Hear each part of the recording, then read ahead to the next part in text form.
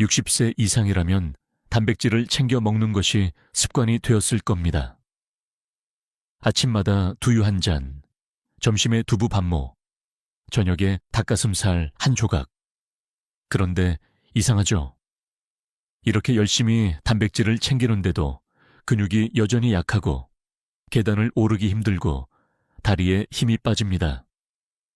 많은 분들이 단백질만 잘 먹으면 근육은 자연히 늘어난다고 믿습니다. 하지만 의학적으로 보면 그것은 절반만 맞는 말입니다. 근육은 단백질로만 만들어지지 않습니다. 근육을 활성화시키는 열쇠는 바로 비타민, 특히 비타민 D와 비타민 B군입니다. 이 두 가지가 부족하면 단백질이 몸속에서 제 역할을 하지 못하고 근육 속에서 잠자는 단백질로 남습니다. 마치 재료는 많지만 불을 붙이지 않아 밥이 익지 않는 것과 같습니다. 이 불을 붙여주는 것이 바로 비타민입니다. 오늘 영상 끝까지 보시면 근육이 다시 살아나는 5가지 음식과 근육을 망치는 3가지 위험 습관을 모두 알게 됩니다. 지금 시청자 여러분은 어느 도시에 계신가요? 댓글로 남겨주세요. 서울, 부산, 대전, 혹은 해외에서도 이 영상을 듣고 계실지도 모르죠. 여러분이 이 영상을 끝까지 들으면 앞으로 단백질을 먹는 방식이 완전히 달라질 겁니다. 단백질은 재료, 비타민은 점화 스위치. 지금부터 말씀드리는 내용을 놓치시면 10년 후 근육의 일사바이 사라집니다. 하지만 끝까지 들으시면 오늘부터 그 과정을 되돌릴 수 있습니다. 이건 단순한 영양 이야기가 아닙니다. 근육이란 곧 생명력입니다. 걸을 수 있고 혼자 일어설 수 있고 누군가에게 기대지 않아도 되는 힘. 그 힘을 되찾는 여정이 지금 여기서 시작됩니다. 혹시 이런 생각을 해본 적 있으신가요? 나는 단백질 보충제를 먹는데 왜 여전히 피곤할까?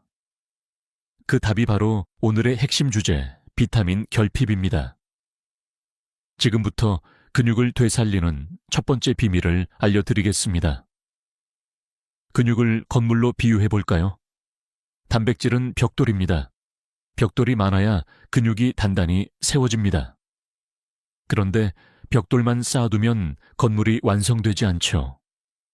시멘트와 물, 그리고 빛이 필요합니다. 그 역할을 하는 것이 바로 비타민 D입니다. 비타민 D는 단백질 합성을 돕는 효소를 활성화시킵니다. 다시 말해, 단백질이 몸속에 들어와 근육으로 바뀌는 명령을 내리는 역할을 하는 겁니다. 그래서 아무리 단백질을 많이 섭취해도 비타민 D가 부족하면 그 단백질은 혈액 속을 맴돌다 결국 버려집니다. 실제 연구에서도 비타민 D 수치가 낮은 노인들은 같은 양의 단백질을 섭취해도 근육량 증가가 절반에 불과했습니다. 의사들 사이에서도 흥미로운 논쟁이 있습니다. 비타민 D는 호르몬인가, 영양소인가? 최근 연구는 비타민 D를 단순한 영양소가 아니라 근육 호르몬이라고 부릅니다. 그만큼 몸의 모든 작용에 관여한다는 뜻입니다. 그럼에도 불구하고 많은 분들이 여전히 비타민 D는 뼈에만 좋다고 생각합니다. 하지만 근육에도 면역에도 심지어 기분에도 영향을 줍니다. 햇빛을 쬐면 왜 기분이 좋아질까요? 바로 비타민 D가 도파민 분비를 돕기 때문입니다. 기분이 좋아지고 몸이 가벼워지고 근육이 살아납니다. 그렇다면 이렇게 물어볼 수 있겠죠. 나는 매일 단백질을 챙기는데 왜 여전히 다리에 힘이 없을까? 그 답은 간단합니다. 비타민 D에 불이 꺼져 있기 때문입니다. 지금부터 그 불을 켜는 법 구체적으로 말씀드리겠습니다. 하루 25분. 단 15분이면 근육이 달라집니다. 비타민 D는 햇빛을 통해 피부에서 합성됩니다. 우리가 햇살 아래 서 있는 그 짧은 순간 피부 세포 속에서 놀라운 일이 일어납니다. 콜레스테롤이 자외선 B, UVB에 의해 변형되어 비타민 D3로 바뀌는 것이죠. 이 과정은 마치 햇빛이 근육의 스위치를 켜는 것과 같습니다. 그런데 실내 생활이 길어지면서 이 스위치가 꺼진 채로 남아 있습니다. 하루 종일 집 안에 머무르고 외출할 때는 자외선 차단제를 바르고 긴 옷으로 피부를 가립니다. 결과는 뻔합니다. 비타민 D 결핍. 세계보건기구 WHO에 따르면 65세 이상 노인의 70%가 비타민 D 결핍 상태라고 합니다. 그런데 놀랍게도 햇빛을 15분만 쬐어도 혈중 비타민 D 농도가 30% 상승합니다. 이때 중요한 포인트는 시간알과 하부인입니다. 오전 10시에서 오후 2시 사이 손과 팔, 다리를 노출하는 것이 가장 효과적입니다. 물론 이런 질문이 나옵니다. 의사님, 햇빛을 많이 쬐면 피부암이 생기지 않나요? 그 우려 충분히 이해합니다. 하지만 짧은 시간, 규칙적인 노출은 오히려 건강에 이롭습니다. 과유불급이죠. 짧고 꾸준한 햇빛, 그것이 근육의 생명선입니다. 햇빛을 쬐는 동안 우리의 몸은 조용히 근육을 살리고 있습니다. 이제부터 아침에 커피 한 잔 마시며 창가에 서보세요. 그 15분이 여러분의 근육을 다시 젊게 만듭니다. 햇빛을 쬐는 것이 어렵다면 두 번째 방법이 있습니다. 바로 음식입니다. 비타민 D는 기름진 생선, 달걀 노른자, 버섯, 그리고 강화 우유 속에 숨어 있습니다. 하지만 놀라운 사실이 하나 있습니다. 같은 음식을 먹어도 조리법에 따라 비타민 D의 70%가 파괴된다는 점입니다. 예를 들어 연어를 구울 때 센 불로 오래 조리하면 겉은 바삭하지만 비타민 D는 열에 녹아 사라집니다. 반면 약한 불에서 구우면 영양이 그대로 남죠. 달걀도 마찬가지입니다. 완숙보다 반숙이, 튀김보다 찜이 비타민 D 보존율이 높습니다. 그저 조금 덜 익히는 것만으로도 영양 손실을 막을 수 있습니다. 학계에서는 비타민 D가 단백질 흡수에 미치는 영향에 대해 아직 논쟁이 있습니다. 일부 연구자는 단백질만으로도 충분하다고 주장하지만 대부분의 의학 보고서는 비타민 D가 있어야 단백질 합성이 완전해진다고 강조합니다. 즉, 단백질은 재료지만 비타민 D가 있어야 그 재료가 몸속에서 근육이 되는 것입니다. 그럼에도 많은 분들이 비타민은 약으로 보충하면 된다고 생각합니다. 그러나 음식 속 비타민은 흡수율이 더 자연스럽고 지속적입니다. 연어 100g은 버섯 한 줌, 달걀 노른자 하나. 이 세 가지를 매일 식탁에 올리면 하루 권장량의 절반을 채울 수 있습니다. 이쯤 되면 이런 생각이 드실 겁니다. 나는 매일 밥을 잘 챙겨 먹는데도 왜 여전히 기운이 없을까? 그 이유는 비타민 D가 아닌 햇빛형 D3가 부족하기 때문입니다. 음식으로 섭취하는 D2는 몸속에서 변환 과정을 거쳐야 하지만 햇빛으로 얻는 D3는 즉시 활성화됩니다. 그래서 둘 다 중요합니다. 햇빛과 음식 두 축이 균형을 이룰 때 근육이 반응하기 시작합니다. 이제 단백질과 비타민을 함께 섭취하면 어떤 변화가 일어나는지 알아볼까요? 단백질을 먹는 방법에도 궁합이 있습니다. 의사들이 말하는 이상적인 조합은 단백질, 비타민 D 플라치방입니다. 예를 들어 두부와 버섯, 달걀과 올리브 오일, 연어와 아보카도의 조합은 흡수율을 40% 이상 높입니다. 왜 그럴까요? 비타민 D는 지용성 비타민이기 때문입니다. 기름과 함께 섭취해야 장에서 흡수가 잘 됩니다. 그래서 달걀을 삶아 먹을 때 올리브 오일 몇 방울을 곁들이면 훨씬 효율적입니다. 반대로 기름기를 전혀 배제한 단백질식은 오히려 흡수를 방해합니다. 이 사실을 모르고 무조건 저지방, 무지방 식단을 유지하는 어르신들이 많습니다.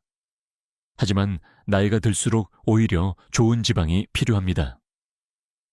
등푸른 생선의 오메가3, 들기름의 알파리놀렌산, 올리브 오일의 폴리페놀은 근육의 염증을 줄이고 회복을 돕습니다.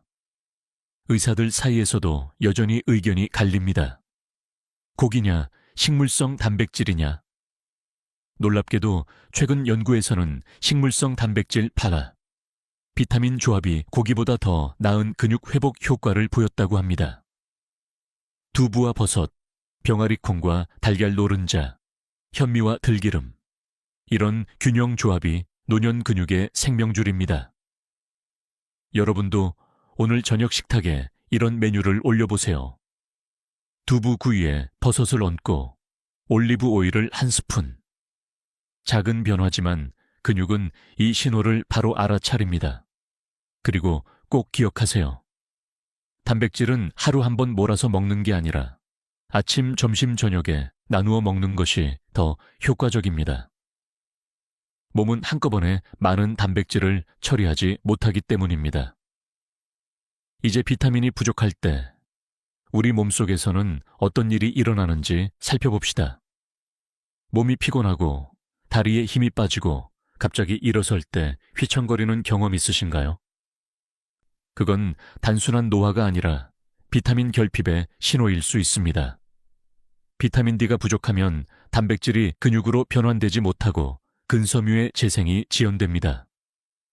비타민 B12와 B6가 부족하면 신경에서 근육으로 보내는 전기 신호가 약해지고 손발의 반응이 느려집니다. 이 두 가지가 함께 결핍되면 근육이 움직일 의지를 잃습니다. 한국노인병학회 조사에 따르면 비타민 D가 부족한 노인은 충분한 노인보다 근육 손실 속도가 2배 빠르며 낙상 위험이 3배 높다고 합니다. 또한 비타민 B2가 부족한 노인은 계단 오르내리기나 의자에서 일어서는 속도가 현저히 느려진다고 합니다. 그런데 더 심각한 점은 이런 결핍이 조용히 진행된다는 겁니다. 몸이 아프지 않으니 병원에 가지 않고 그저 나이 탓이겠지라고 넘깁니다. 하지만 어느 날 거울을 보며 느끼죠. 왜 다리가 이렇게 가늘어졌지? 비타민 결핍은 그렇게 조용히 근육을 녹입니다. 그렇다면 어떻게 해야 할까요? 첫째, 혈액 검사를 통해 비타민 D와 B12 수치를 확인해야 합니다. 둘째, 부족하다면 즉시 식단을 바꾸고 필요한 경우 보충제를 병행해야 합니다. 이건 단순한 영양 관리가 아닙니다. 비타민을 되찾는 것은 움직일 힘을 되찾는 것입니다. 움직일 힘이 곧 삶의 존엄이니까요. 이제 햇빛을 두려워하게 만든 또 다른 오해와 그로 인한 문제를 이야기해 보겠습니다. 최근 몇 년 사이 병원 진료실에 공통된 현상이 생겼습니다. 햇빛을 피하다 근육이 사라진 사람들. 피부암 걱정, 기미 걱정, 주름 걱정으로 햇빛을 완전히 차단하는 분들이 늘고 있습니다. 하지만 그 결과 비타민 D 결핍으로 인한 근감소증이 급격히 증가하고 있습니다. 햇빛은 단순히 피부를 태우는 적이 아닙니다. 오히려 생명을 유지시키는 근육 호르몬의 스위치입니다. 의사들은 이를 두고 햇빛 결핍은 새로운 만성 질병이라고 부릅니다. 실제로 65세 이상 여성 중 자외선 차단제를 매일 사용하는 그룹은 근육량이 20% 낮았다는 연구도 있습니다. 물론 햇빛 노출에 대한 논쟁은 여전히 존재합니다. 한쪽에서는 자외선은 피부암을 유발한다고 말하고 다른 한쪽에서는 적정 햇빛은 오히려 암을 예방한다고 주장합니다. 진실은 그 중간에 있습니다. 적절한 햇빛 노출은 오히려 면역력을 강화하고 염증을 줄이며 근육 회복을 촉진합니다. 단 중요한 것은 시간과 장소의 선택입니다. 오전 10시에서 오후 2시 사이 10분 정도 얼굴과 팔, 다리를 노출하는 것이 가장 이상적입니다. 유리창 너머로 들어오는 빛은 효과가 없다는 점 꼭 기억하세요. 햇빛을 피하면 주름은 조금 늦출 수 있을지 모르지만 근육의 노화는 훨씬 빨리 찾아옵니다. 주름은 화장으로 가릴 수 있지만 무너진 근육은 화장으로 감출 수 없습니다. 한번 이렇게 자문해보세요. 내 몸은 지금 햇빛을 기억하고 있을까? 만약 아니오라면 내일 아침 단 5분만이라도 창문을 열고 햇살을 맞이하세요. 그 짧은 시간의 따뜻함이 근육을 깨우는 첫 걸음이 됩니다. 근육을 지키려는 마음이 너무 앞서면 때때로 몸을 해칠 수 있습니다. 단백질은 많을수록 좋다. 이 문장을 믿고 하루에 단백질 보충제를 2~3번씩 먹는 분들도 있습니다. 하지만 진실은 정반대입니다. 단백질의 과잉은 근육을 약하게 만듭니다. 왜냐하면 과도한 단백질은 신장에 부담을 주고 그 과정에서 생성된 노폐물이 근육 회복을 방해하기 때문입니다. 특히 신장 기능이 떨어진 노년층은 여분의 단백질을 걸러내지 못해 오히려 부종과 피로감을 느끼게 됩니다. 의학계에서는 여전히 논쟁 중입니다. 노인은 단백질을 더 먹어야 한다. 메수스, 적당히만 먹고 비타민과 함께 먹어야 한다.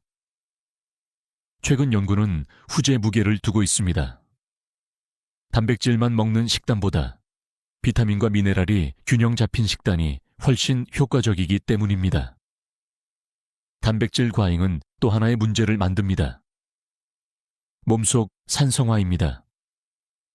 단백질이 분해될 때 생기는 질소 잔여물이 체내 산도를 높여 근육 회복 효소를 약화시킵니다. 결과적으로 많이 먹을수록 근육이 덜 자라는 역설적인 현상이 일어나는 것이죠. 그렇다면 어떻게 해야 할까요? 첫째, 단백질은 체중 1kg당 1논율 1.2g 정도가 적정량입니다.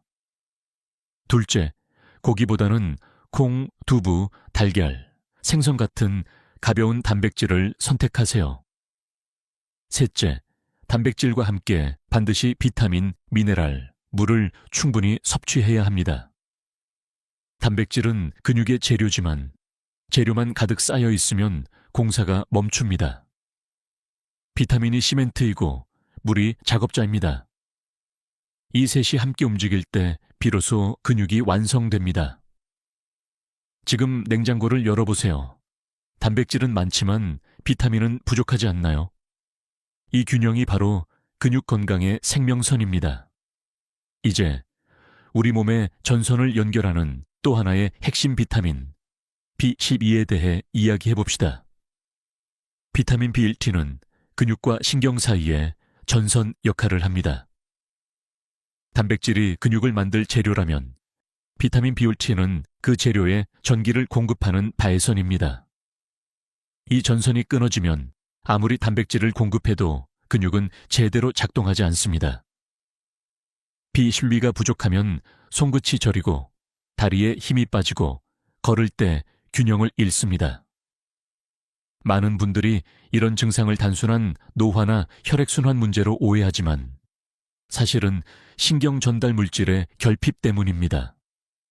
비타민 B7는 신경의 피복인 미엘린을 유지하는 핵심 성분이기 때문에 부족하면 신경이 손상되고 근육 명령이 전달되지 않습니다. 의사들은 종종 이런 표현을 씁니다. 비타민 B12는 근육의 전화선이다. 전화선이 끊기면 전화를 걸 수 없듯 신호가 끊기면 근육은 움직이지 못합니다. 비글린은 주로 동물성 식품에 들어 있습니다. 쇠간, 달걀, 우유, 생선이 주요 공급원입니다. 하지만 고기를 줄이는 노인 식단에서는 자주 결핍이 일어납니다. 특히 위산 분비가 줄어드는 70세 이후에는 음식으로 섭취해도 흡수율이 50% 이하로 떨어집니다. 이 때문에 의사들은 고령층에게 소량의 보충제를 권장합니다. 하지만 여기에도 중요한 원칙이 있습니다. B7B는 혼자 작동하지 않습니다. 엽산 BM과 함께 있어야 신경대사가 원활히 이루어집니다. 그래서 달걀이나 아잎 채소를 함께 섭취하는 것이 좋습니다. 이쯤 되면 단백질만 챙기던 지난 습관이 얼마나 단편적이었는지 깨닫게 됩니다. 근육을 살리는 건 단백질 한 가지가 아니라 비타민의 조화입니다. 이제 실제로 비타민 균형을 회복하고 근육을 되살린 70대 어르신의 이야기를 들어볼까요? 서울 송파구에 사는 72세 김모 어르신은 1년 전만 해도 하루 한 블록을 걷는 것도 힘들었습니다. 단백질 보충제는 꼬박꼬박 챙겨 먹었고 닭가슴살과 두유도 빼놓지 않았지만 다리에 힘이 빠지고 밤마다 쥐가 났습니다. 내가 이렇게 약해질 줄은 몰랐어요. 단백질을 그렇게 먹었는데도요. 그의 목소리에는 당혹감이 섞여 있었습니다. 병원 검진 결과 비타민 D와 비타민 B1의 수치가 매우 낮았습니다. 의사는 말했습니다. 단백질은 잘 챙기셨지만 근육을 작동시키는 스위치가 꺼져 있었던 겁니다. 그날 이후 김어르신은 작은 습관부터 바꿨습니다. 아침마다 베란다에서 15분 동안 햇빛을 쬐고 점심 식사에 버섯볶음과 달걀 노른자를 추가했습니다. 그리고 저녁에는 연어 한 조각에 들기름을 살짝 뿌려 먹었습니다. 3주 후 놀라운 변화가 찾아왔습니다. 계단을 오를 때 숨이 덜 찼고 무릎이 덜 떨렸습니다. 한 달이 지나자 예전보다 걸음이 훨씬 안정적이 되었습니다. 의사도 놀랐습니다. 김어르신, 근육량이 늘었어요. 단백질 양은 그대로인데 흡수율이 달라진 겁니다. 그는 이렇게 말했습니다. 이제 단백질만 믿지 않습니다. 햇빛, 비타민, 마음의 여유. 셋이 함께해야 몸이 회복됩니다. 이 이야기는 단순한 사례가 아닙니다. 우리 모두가 겪는 현실이기 때문입니다. 나이 들수록 많이보다 균형이 중요합니다. 그리고 그 균형의 첫걸음은 비타민의 불을 다시 켜는 것입니다. 이제 우리는 이 사례에서 배운 진짜 핵심을 정리해야 합니다. 근육은 단백질로만 만들어지지 않습니다. 단백질은 벽돌이고 비타민은 그 벽돌을 붙이는 시멘트이며 물은 그것을 단단히 굳히는 환경입니다. 셋 중 하나라도 빠지면 건물은 무너집니다. 비타민 D는 단백질을 근육으로 바꾸는, 스위치, 비타민 B12는 신경과 근육을 연결하는 전선, 비타민 B5는 에너지를 만드는 점화 장치입니다. 이 셋이 함께 작동할 때 근육은 살아납니다. 그러나 현대인의 식탁은 너무 한쪽으로 치우쳐 있습니다. 고기 위주, 보충제 위주, 혹은 반대로 샐러드만 먹는 극단적인 식단. 그 결과 균형이 깨집니다. 이 부분에 대해 학계에서도 늘 논쟁이 있습니다. 단백질 우선인가, 비타민 우선인가? 하지만 실제 의사들의 결론은 단 하나입니다. 둘 다, 그리고 함께. 건강은 경쟁이 아니라 협력입니다. 몸속에서 단백질과 비타민, 미네랄은 서로를 돕습니다. 단백질이 없으면 회복이 느리고 비타민이 없으면 방향을 잃습니다. 균형을 되찾을 때 노년의 근육은 다시 빛을 냅니다. 오늘 여러분이 들은 이야기는 단순한 식단의 변화가 아닙니다. 몸의 언어를 다시 배우는 법입니다. 이제는 숫자나 영양소보다 몸이 보내는 신호의 귀를 기울여야 합니다. 피곤, 다리 통증, 식은땀 모두 균형이 깨졌다는 경고입니다. 그럼에도 희망은 있습니다. 균형은 언제든 되찾을 수 있습니다. 단 한 끼, 단 한 걸음부터. 이제 마지막으로 여러분에게 꼭 드리고 싶은 말을 전하겠습니다. 오늘 이 영상을 들으신 여러분, 혹시 이제 와서 바꿔서 뭐가 달라질까라는 생각이 드시나요? 그렇지 않습니다. 지금이라도 늦지 않았습니다. 햇빛, 음식, 비타민. 이 세 가지는 나이를 가리지 않습니다. 70세든 80세든 근육은 여전히 반응합니다. 단백질만으로는 부족하지만 비타민이 더해지면 몸은 놀라운 회복력을 보여줍니다. 오늘부터 단 한 가지라도 실천해 보세요. 아침에 창문을 열고 햇빛 15분, 점심엔 버섯볶음과 달걀 노른자, 저녁엔 연어 한 조각과 들기름 한 스푼. 그게 바로 근육을 살리는 하루 루틴입니다. 여러분의 몸은 기억할 것입니다. 오늘 다시 불을 켰던 그 따뜻한 감각을, 그 감각이 바로 생명력입니다. 이제 여러분의 이야기를 들려주세요. 댓글로 내 도시의 햇빛 습관을 남겨주세요. 부산의 햇살, 강릉의 바람, 제주도의 아침, 여러분의 이야기가 또 다른 분에게 희망이 됩니다. 좋아요와 구독은 더 많은 분들에게 이 정보를 전하는 힘이 됩니다. 우리 함께 건강하게 나이 듭시다. 근육은 되살릴 수 있고 힘은 되찾을 수 있습니다. 지금까지 듣기만 해도 튼튼해지는 튼튼 라디오였습니다. 건강한 하루 되세요. 60세 이후의 몸은 겉으론 조용해 보이지만 속에서는 근육이 서서히 사라지고 있습니다. 많은 분들이 단백질만 많이 먹으면 된다고 믿지만 사실 근육 노화의 진짜 원인은 훨씬 복잡합니다.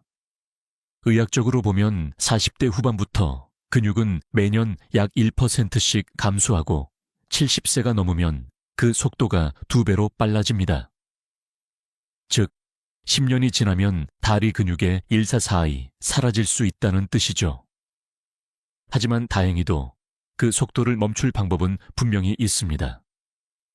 지금 이 순간 몸의 근육은 단백질이라는 벽돌과 호르몬이라는 시멘트, 그리고 혈류라는 길 3가지를 필요로 합니다.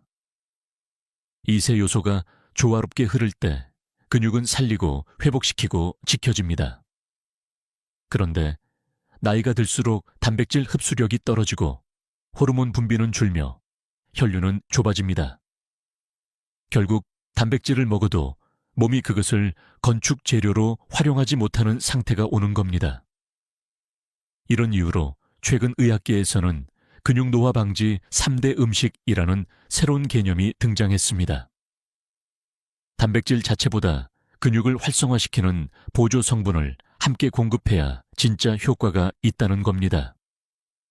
예를 들면 콩의 이소플라본, 생선의 오메가3, 그리고 시금치의 질산염 같은 성분들이죠. 이들은 단순한 영양소가 아니라 근육세포의 신호를 깨우는 스위치 역할을 합니다. 물론 학계에서도 논쟁은 있습니다.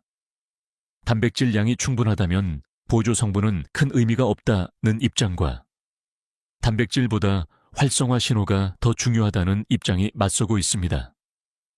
하지만 최근의 노인의학 연구는 후자의 손을 들어주고 있습니다. 왜냐하면 음식 조합만으로도 근육 기능이 10년 젊어진 사례들이 속속 보고되고 있기 때문이죠. 그래서 오늘 제가 드릴 이야기는 단백질을 더 먹는 법이 아니라 근육을 깨우는 3대 필수 음식을 어떻게 먹어야 몸이 다시 젊어지는가입니다. 영상 끝까지 보시면 어떤 음식이 근육을 살리고 어떤 음식이 조용히 근육을 갉아먹는지 명확히 아시게 될 겁니다. 잠깐, 지금 시청하시는 여러분은 어느 도시에 계신가요? 댓글로 남겨주세요. 서울, 부산, 광주, 혹은 해외에서도 함께 하신다면 정말 반갑습니다. 여러분의 하루가 이 순간부터 근육이 되살아나는 하루가 되길 바랍니다. 지금부터 말씀드릴 내용을 놓치시면 10년 후 당신의 다리 근육의 일사의 사라집니다. 하지만 오늘부터 바꾼다면 그 근육은 다시 되살아날 수 있습니다. 그 첫걸음으로 우리가 먼저 만나볼 음식은 단백질보다 강한 콩류입니다. 콩은 단백질의 왕이라고 불리지만 그 진짜 가치는 단백질 그 자체가 아닙니다. 단백질보다 더 강력한 근육 재생 신호를 보내는 숨은 성분, 바로 이소플라본과 아르기닌입니다. 이 두 성분은 나이든 몸의 근육 세포에게 아직 활동할 수 있다고 알려주는 스위치 역할을 하죠. 많은 분들이 고기나 달걀로 단백질을 보충하려 하지만 60세 이후에는 흡수 효율이 떨어집니다. 그 이유는 위산 분비가 감소해 소화가 더디기 때문입니다. 하지만 콩 단백질은 분자 구조가 작아서 소화가 빠르고 흡수율이 높습니다. 게다가 콩에 들어있는 아르기닌은 혈류를 넓혀 단백질이 근육세포로 잘 들어가도록 도와줍니다. 이건 단순한 영양 이야기로 끝나지 않습니다. 미국의 스탠퍼드대 노화의학 연구팀은 65세 이상 남녀 240명을 대상으로 실험했습니다. 매일 삶은 콩 반 컵 약 80g을 12주 동안 섭취하게 했더니 근육량이 평균 4.8% 증가했습니다. 놀라운 건 운동을 거의 하지 않은 그룹에서도 같은 결과가 나타났다는 겁니다. 즉, 근육 운동 없이 근육을 살리는 음식이 실제로 존재한다는 증거입니다. 그렇다면 왜 많은 분들이 콩을 먹고도 효과를 못 느낄까요? 그 이유는 조리법과 타이밍입니다. 콩은 생으로 먹으면 소화효소 억제제가 있어 흡수를 방해합니다. 하지만 12시간 이상 불린 뒤 삶거나 두유로 마시면 이 억제제가 사라집니다. 또한 아침보다는 점심에 먹는 게 좋습니다. 오전엔 위장 기능이 깨어나지 않아 단백질이 덜 흡수되기 때문이죠. 이소플라본은 여성 호르몬과 비슷한 구조를 가지고 있어 특히 여성에게 이중의 효과를 줍니다. 근육만 지키는 게 아니라 골밀도와 혈관 탄력도 함께 유지합니다. 그래서 단백질보다 강한 콩류는 여성 노년층에게 가장 이상적인 음식으로 꼽힙니다. 물론 학계에서는 이소플라본이 호르몬을 자극해 좋지 않다는 반론도 있습니다. 하지만 최근 메타분석 논문 47편을 종합한 결과 적정량 섭취 하루 2리처밤 마인리위츠홈 3일그룹은 오히려 심혈관 질환 위험을 18% 낮추고 근육 단백질 합성을 20% 높인다는 결과가 나왔습니다. 혹시 이렇게 생각하시나요? 나는 콩을 먹으면 더부룩해서 잘 안 맞는다. 그럴 땐 완두콩, 검은콩, 병아리콩처럼 껍질이 얇고 소화가 잘 되는 품종을 선택하세요. 특히 검은콩에는 안토시아닌이 풍부해서 근육세포의 산화를 막아줍니다. 지금 이 순간 당신의 식탁 위에 하루 한 컵의 콩을 올려보세요. 작은 습관 하나가 근육의 시계를 거꾸로 돌릴 수 있습니다. 내일 아침 몸이 조금 더 가볍게 느껴진다면 그것이 바로 근육이 다시 깨어난 신호입니다. 고기를 많이 먹고도 많지 몇 크지 먹어도 근육이 늘지 않는 이유, 반대로 생선을 꾸준히 먹는 사람들의 근육이 오랫동안 단단하게 유지되는 이유는 무엇일까요? 답은 바로 오메가3 지방산입니다. 많은 분들이 오메가3를 단순히 혈관을 깨끗하게 하는 지방으로 알고 있지만 의학적으로 오메가3는 근육 염증을 줄이고 단백질 합성을 촉진하는 강력한 조절자입니다. 근육은 염증과 싸우는 기관입니다. 운동을 하거나 단백질을 소화할 때 생기는 미세한 염증이 쌓이면 근육이 제 기능을 잃게 됩니다. 그때 오메가3는 염증 세포의 신호를 조용히 차단해 근육이 스스로 회복할 시간을 벌어줍니다. 이게 바로 생선을 먹는 사람들의 몸이 오래도록 유연하고 부드럽게 움직이는 이유입니다. 캐나다 맥길 대학교의 연구에서는 60ml 70세 노인을 두 그룹으로 나누어 6개월간 관찰했습니다. 한 그룹은 주 3회 생선을 섭취했고 다른 그룹은 고기 중심의 식단을 유지했습니다. 그 결과 생선을 먹은 그룹은 근육량이 3% 증가, 고기 중심 그룹은 오히려 근육 손실이 2.7% 진행되었습니다. 게다가 혈당, 혈압, 관절 통증까지 동반 개선이 나타났죠. 하지만 중요한 포인트는 생선의 종류입니다. 모든 생선이 근육에 좋은 건 아닙니다. 오메가3가 풍부한 등푸른 생선, 고등어, 연어, 정어리, 청어 같은 생선이 핵심입니다. 특히 연어에는 오메가3 외에도 아스타잔틴이라는 붉은 색소가 포함되어 있습니다. 이 색소는 근육세포를 노화시키는 활성산소를 제거하는 천연 항산화제이기도 하죠.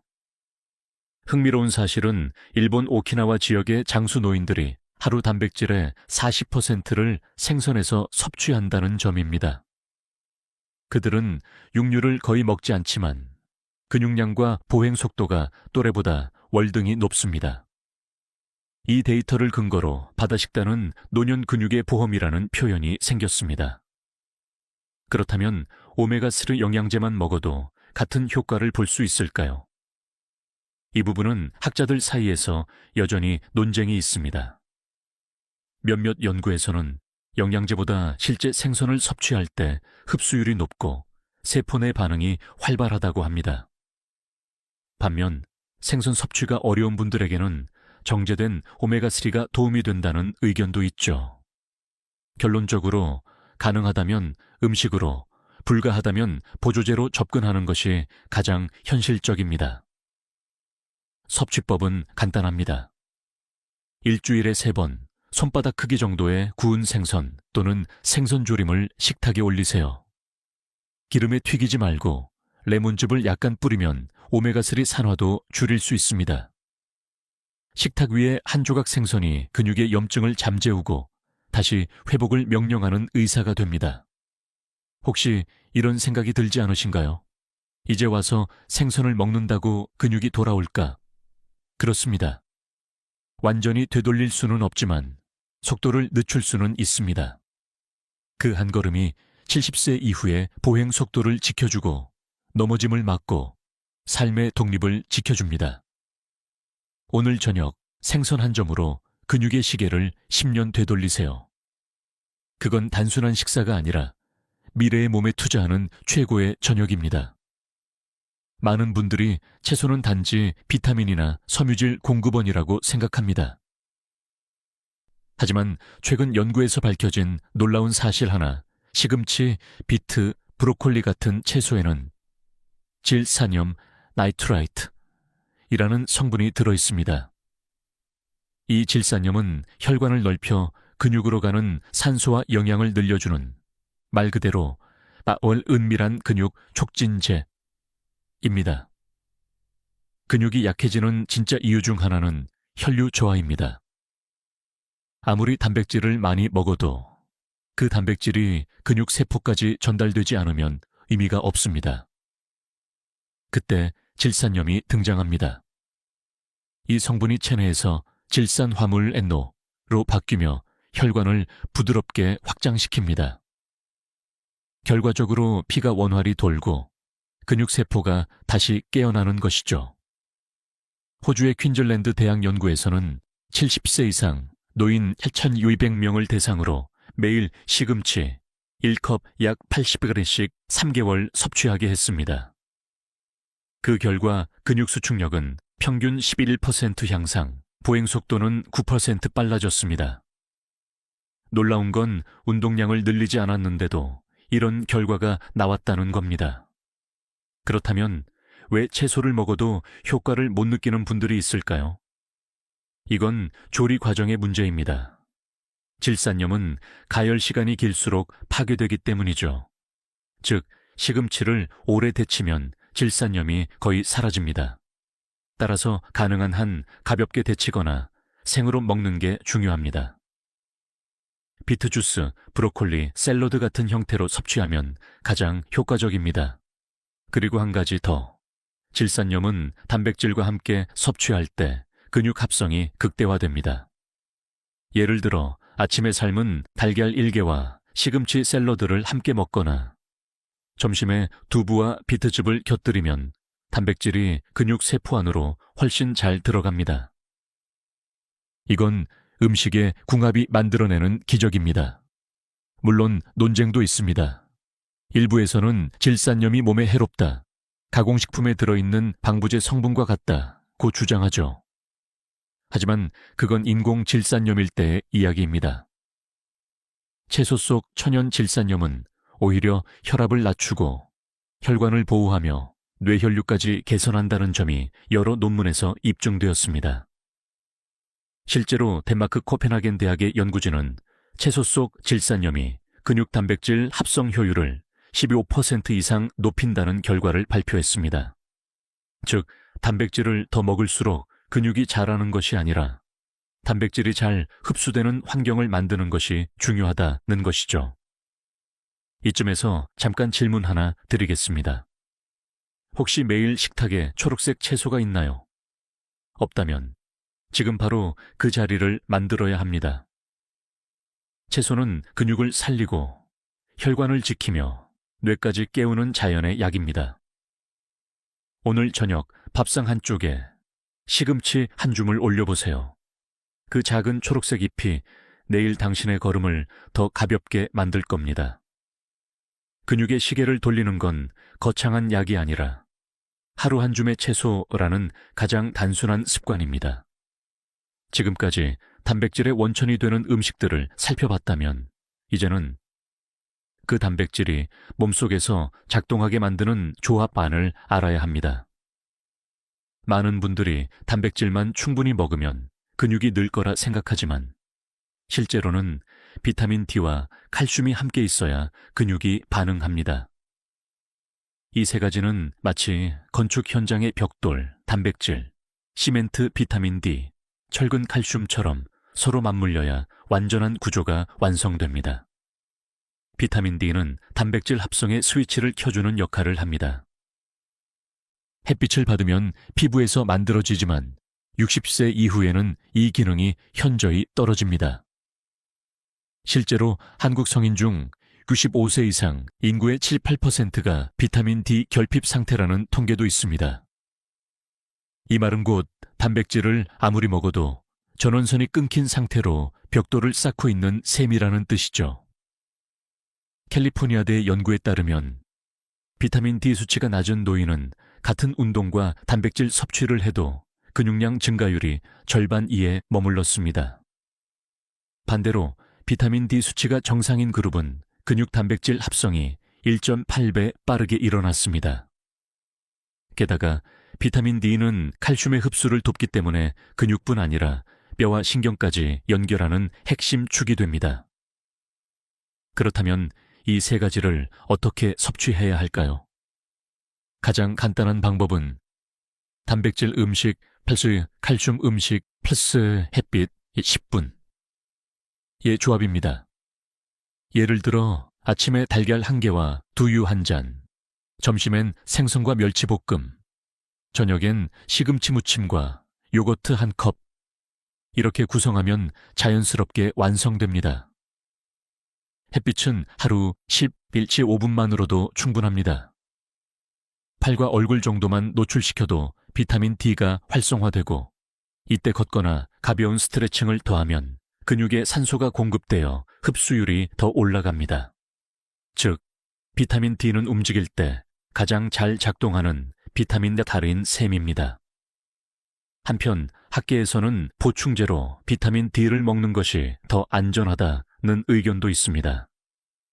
하지만 실제로는 햇빛으로 얻은 비타민 D가 간과 신장을 거치며 활성형으로 바뀌는 과정이 훨씬 자연스럽고 효과적입니다. 그래서 의사들은 보충제를 먹더라도 반드시 야외 활동을 병행하라고 조언하죠. 칼슘 또한 중요합니다. 칼슘이 부족하면 근육이 수축할 힘을 잃고 결국 기운이 빠진 느낌이 지속됩니다. 특히 여성 노인의 경우 칼슘 부족은 근육 약화와 골다공증을 동시에 불러옵니다. 따라서 하루 700mg/8,000mg의 칼슘 섭취가 필수인데 이는 멸치 30과 두유 1컵, 요거트 1컵으로 충분히 채울 수 있습니다. 혹시 이렇게 생각하시나요? 햇빛 쬐는 게 뭐 그렇게 중요하겠어? 하지만 단 10분의 햇빛이 근육의 스위치를 켜고 단백질이 살아 움직이게 만듭니다. 그건 약이 아닌 자연이 준 무료 영양 주사입니다. 정리하자면 단백질은 벽돌, 비타민 D는 스위치, 칼슘은 기둥입니다. 이 세 가지가 함께 움직일 때 비로소 근육은 되살아납니다. 그리고 그 변화는 일주일 안에 체감할 수 있습니다. 걸음이 가벼워지고 식사 후 피로감이 줄고 밤에 다리 쥐가 덜 납니다. 오늘부터 햇빛 10분, 단백질 음식 1접시, 칼슘 간식 1줌. 이 세 가지를 매일 지킨다면 근육의 시계는 다시 뒤로 돌아갑니다. 그리고 그건 단지 몸의 회복이 아니라 삶의 자존심을 되찾는 길이기도 합니다. 지금부터는 조심해야 할 음식들입니다. 아무리 좋은 음식을 챙겨 먹어도 이 한 가지 습관을 그대로 두면 근육은 조용히 무너집니다. 바로 단짠 음식, 즉 단맛과 짠맛이 섞인 자극적인 음식입니다. 단짠 음식은 혀에는 행복을 주지만 근육에는 독이 됩니다. 왜냐하면 이 조합이 혈당과 나트륨 수치를 동시에 높이기 때문입니다. 혈당이 급상승하면 인슐린이 과도하게 분비되어 단백질 합성이 잠시 멈춥니다. 그리고 나트륨이 과잉되면 세포 안에 수분이 빠져나가면서 근육이 말라버립니다. 결국 근육은 속이 비어버린 스펀지처럼 탄력을 잃게 됩니다. 서울대 의대 연구팀이 60세 이상 노인 400명을 추적 조사했습니다. 하루에 단짠 간식을 2회 이상 먹는 그룹은 그렇지 않은 그룹보다 근육량이 8.2% 낮았고 보행 속도는 11% 느렸습니다. 특히 여성 노인에게서 이 현상이 두드러졌습니다. 그 이유는 호르몬 변화로 나트륨 배출 능력이 떨어지기 때문입니다. 단짠 음식의 대표적인 예는 다음과 같습니다. 간장 양념치킨, 떡볶이, 달콤한 소스의 고기류, 즉석조리식품, 라면, 양념장에 절인 반찬, 그리고 우리가 무심코 먹는 커피 믹스.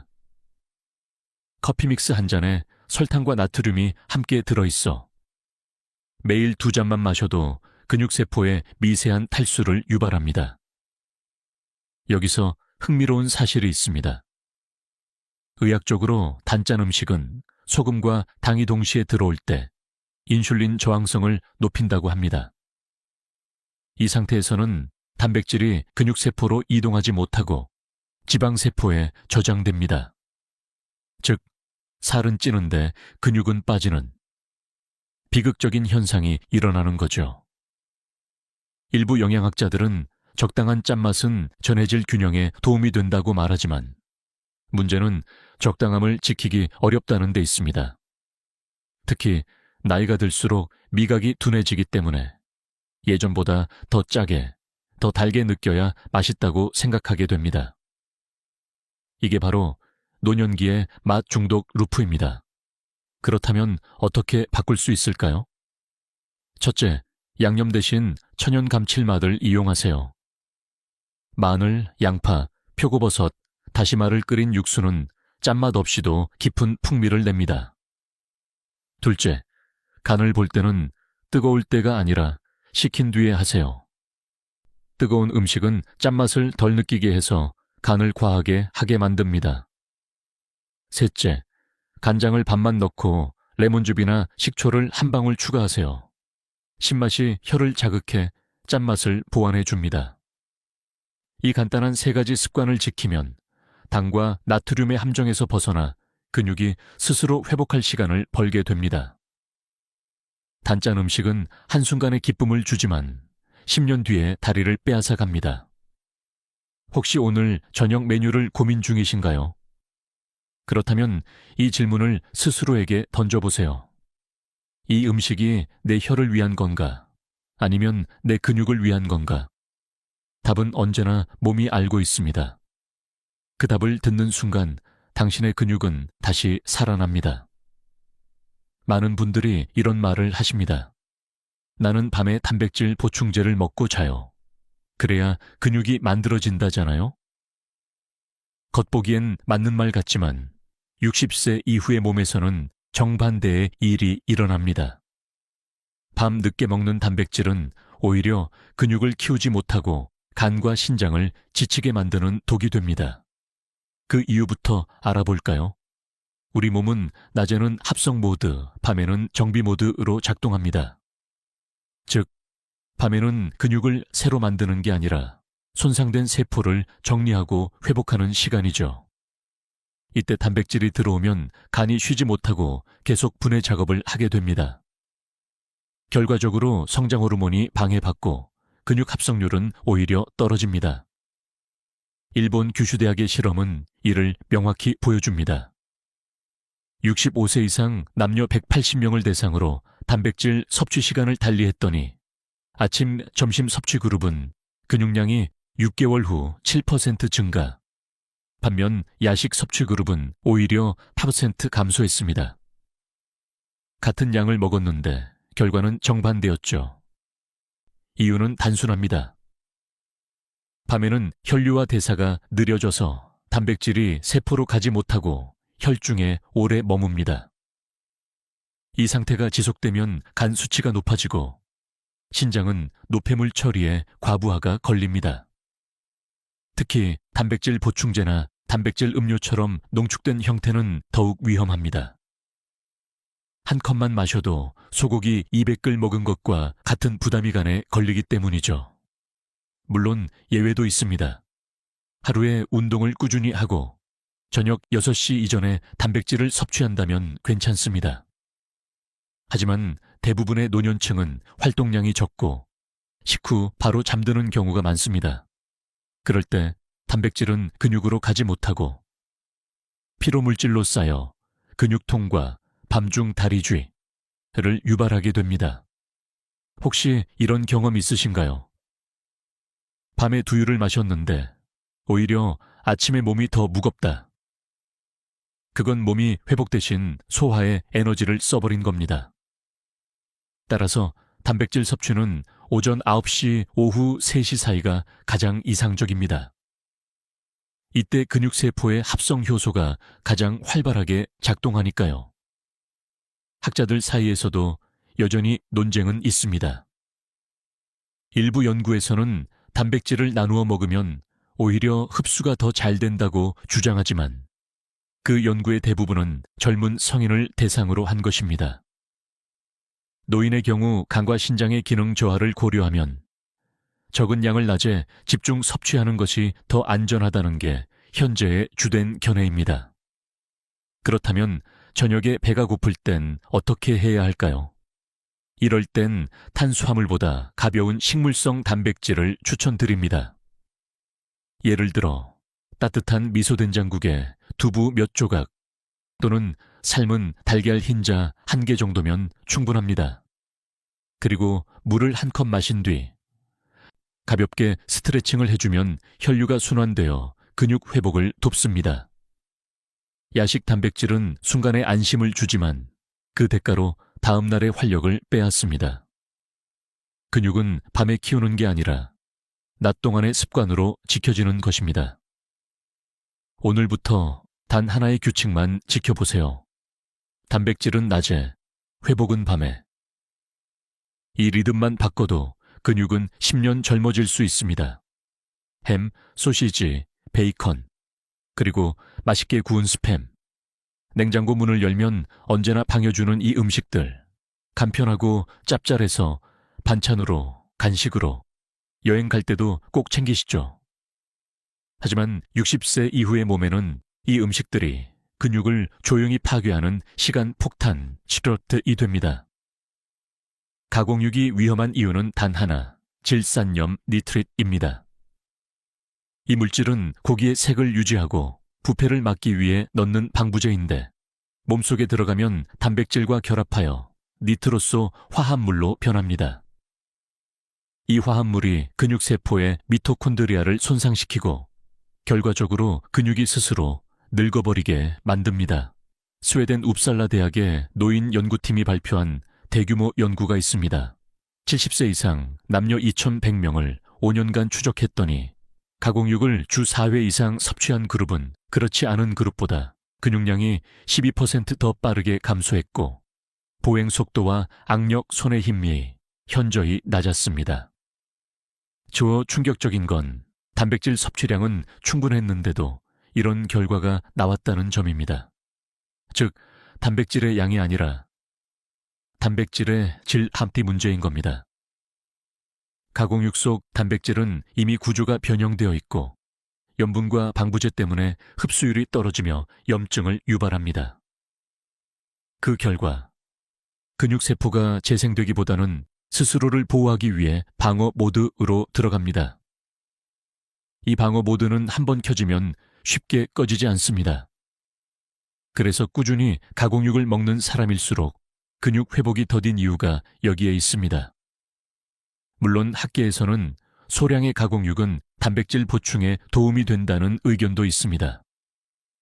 하지만 노년기엔 소량이라도 그 대가가 큽니다. 나트륨과 인공 첨가물이 신장 기능을 떨어뜨려 몸속 단백질의 대사 밸런스를 무너뜨리기 때문이죠. 특히 신장이 약한 분은 소시지 한 개로도 다음날 몸이 붓거나 피로감을 느낄 수 있습니다. 혹시 이런 경험 있으신가요? 어제 저녁에 소시지 반찬을 먹었는데 오늘 아침 다리가 붓고 손이 저리다. 그건 근육이 붓는 게 아니라 세포 속 나트륨이 물을 끌어당겨 부종을 만든 상태입니다.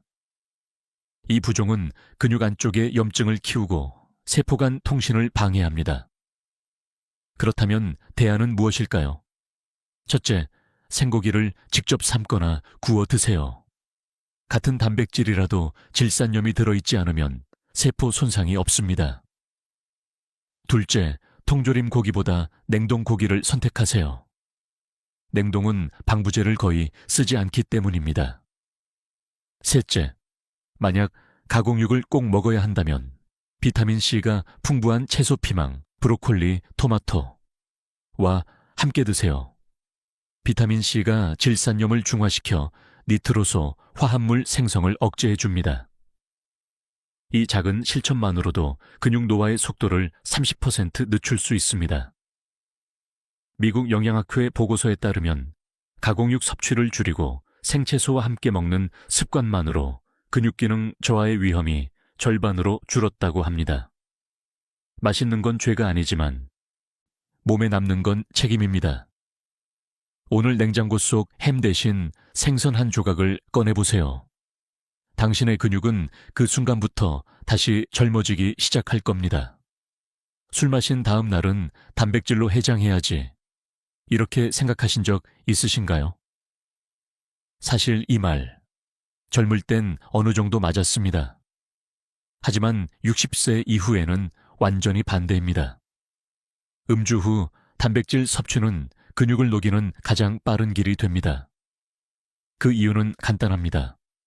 술을 마시면 간은 단백질 합성을 잠시 멈추고 먼저 알코올을 분해하는데 모든 에너지를 집중합니다. 즉, 단백질이 들어와도 근육세포로 가지 못하고 노폐물로 쌓입니다. 그 과정에서 생긴 독성 부산물이 근육세포를 손상시키고 심하면 근육 속 미토콘드리아까지 파괴해버립니다. 하버드 의대 임상실험 결과에 따르면 65세 이상 노인이 음주 후 24시간 이내에 고단백 식사를 할 경우 근육 단백질 분해율이 평균 31% 증가했습니다. 반대로 음주 다음 날 하루 동안 단백질 섭취를 줄이고 수분을 충분히 보충한 그룹은 근육 손상 마커가 40% 이상 감소했습니다. 즉, 술 다음 날은 단백질보다 물과 전해질이 먼저라는 뜻입니다. 그런데 이걸 모르는 분들이 많습니다. 단백질로 해장하면 빨리 회복된다는 잘못된 믿음 때문이죠. 특히 술 다음 날 아침에 달걀, 고기, 단백질 음료를 섭취하면 간은 이미 과부하된 상태에서 또다시 단백질을 분해해야 하므로 결국 간 수치가 올라가고 피로감이 배로 늘어납니다. 게다가 알코올은 탈수를 일으킵니다. 물 한 잔으로도 해결되지 않는 이 탈수는 근육세포가 필요한 수분을 빼앗아 갑니다. 수분이 빠진 근육은 수축력이 약해지고 쉽게 피로해지며 결국 단백질이 들어와도 흡수가 제대로 이루어지지 않습니다. 여기서 흥미로운 논쟁이 하나 있습니다.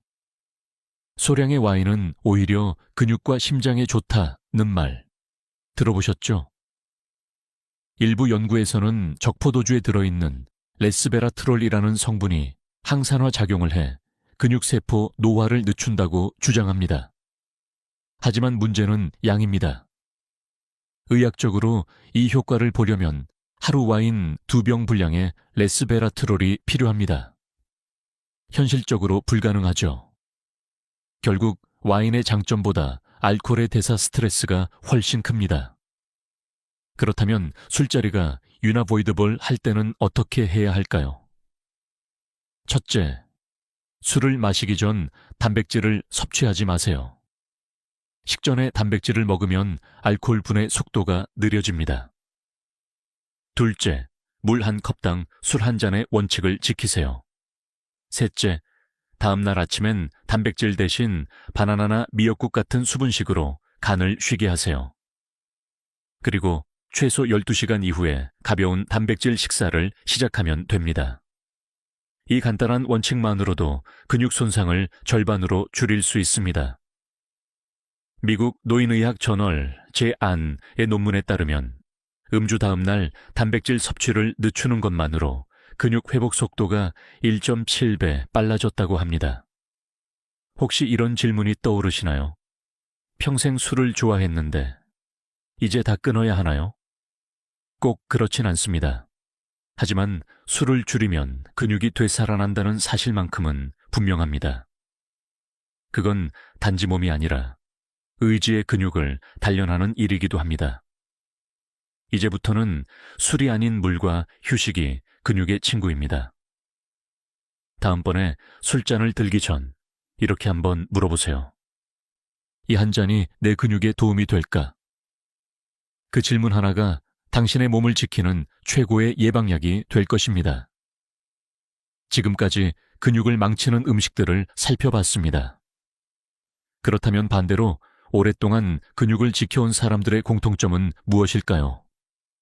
놀랍게도 그 비밀은 값비싼 보충제나 특별한 운동이 아니라 아주 단순한 리듬과 꾸준함 속에 있습니다.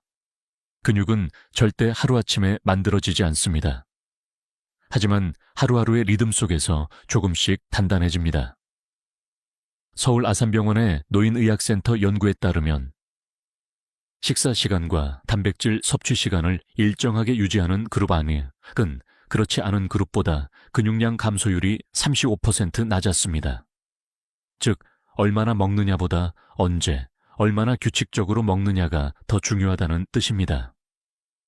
그들은 매일 비슷한 시간에 일어나고 식사 사이에 사흘 시간의 간격을 유지하며 단백질을 오전과 오후에 나누어 섭취했습니다. 이 단순한 리듬이 근육의 시계 유전자 클럭진을 안정시켜 하루 중 근육 합성이 가장 활발한 시간대 오전 오후 3시에 맞춰 작동하게 합니다.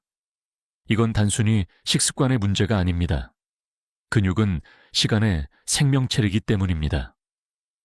매일 일정한 시간에 단백질을 공급받으면 근육은 이때가 내 일할 시간이라 인식하고 단백질을 효율적으로 활용합니다. 반대로 매일 식사 시간이 들쑥날쑥하면 근육은 혼란스러워지고 단백질 합성 효소가 제대로 작동하지 않습니다. 이 원리를 일본 나가노 대학의 연구진이 확인했습니다. 65세 이상 노인 300명을 대상으로 식사 리듬 고정 그룹과 불규칙 식사 그룹을 비교했더니 6개월 후 고정 그룹은 근육 기능이 향상되었지만 불규칙 그룹은 체중은 그대로인데 근육만 빠졌습니다. 그 차이를 만든 건 단 하나, 소분미의 인식에 리듬이었습니다. 여기서 우리가 배울 점은 명확합니다. 일 아침 2시간 이내에 첫 단백질 식사를 시작할 것, 이 매일 같은 시간대 점심을 먹고 오후 간식으로 가벼운 단백질을 보충할 것, 3 저녁은 가볍게, 수면 3시간 전엔 아무것도 먹지 않을 것. 이 3가지만 지켜도 당신의 몸은 하루마다 근육을 리셋하며 회복합니다. 이 리듬은 단지 몸의 리듬이 아니라 마음의 리듬이기도 합니다. 식사 시간을 일정하게 만드는 사람은 스트레스 호르몬 코르티솔 수치도 낮습니다. 근육은 스트레스에 취약한 기관입니다. 마음이 안정될수록 근육의 회복도 빨라집니다. 즉, 규칙적인 식사는 근육의 명상이기도 한 셈입니다. 혹시 이제 와서 습관을 바꿀 수 있을까 걱정되시나요? 걱정하지 않으셔도 됩니다.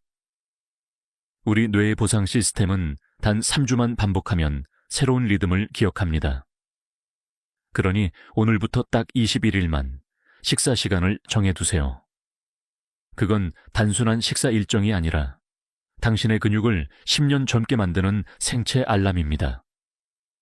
근육은 규칙을 사랑합니다.